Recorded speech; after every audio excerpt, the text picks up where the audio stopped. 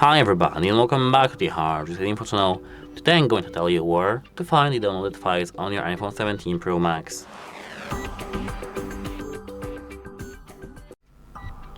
So at first we need to go not into Photos, you have to go straight into Files, and to go into Files you have to go to the right and search for the Files icon here.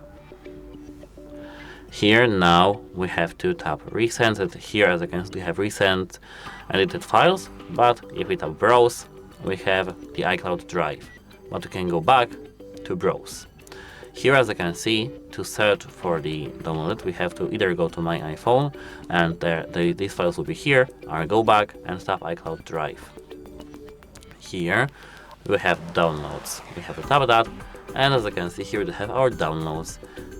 And that's it. Hope it helps you and have a nice day. Goodbye.